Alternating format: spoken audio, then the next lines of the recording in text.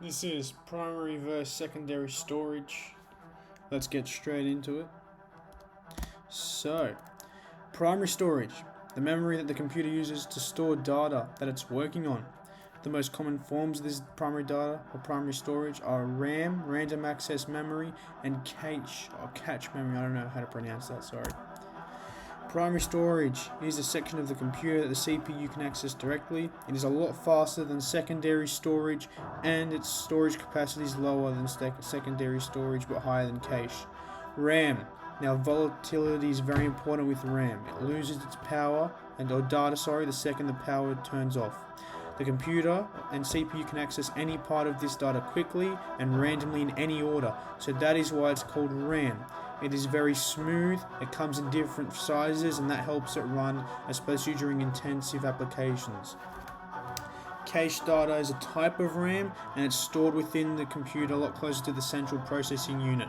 It stores frequently accessed data. It basically just makes the system's performance very fast. It's also volatile, but it is smaller than RAM. Alright, let's move on to secondary storage. So this consists of devices used for users permanently to store data separate from the computer system itself. And basically what that's saying is, it's not part of the actual software, but it's its own separate software running in, and then you basically turn it on, you select where you want your data to be saved, you select the secondary storage unit, and then the data will be saved in there. Good examples are hard drive disks. Well, those are out of date, but they're very common in older computers. They're being replaced more so with SSD, solid state drives.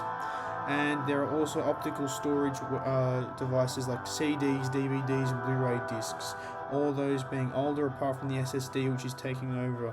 I even put a floppy disk in there, so that's a blast from the past for some of the older viewers.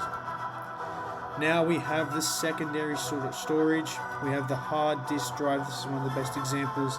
It stores data from the computer using disks or a platter coated with a magnetic material to store data. Those disks or platters rotate at very, very fast speeds, and they basically have hands, read or write hands, that interpret data over the disk that allow it to write and read it. The thing is though, with HDDs, they can be worn and torn down as they are physical parts that run it. Now we move on to the SSD. Sorry about that. This is flash memory for data storage. It is much less likely to break and will last longer. It is also faster, it takes less power, it's a lot less noisier, it's very quiet. There are no mechanical parts to it. It literally looks like a chip, and that's in your laptop or personal computer. And data is stored into blocks, so block data. Now there's also personal data. So when you think of personal data, just think of your phone, which is like a mobile device. You select it, it's got its own small amount of data storage, but it is a lot smaller than HDD and SSD.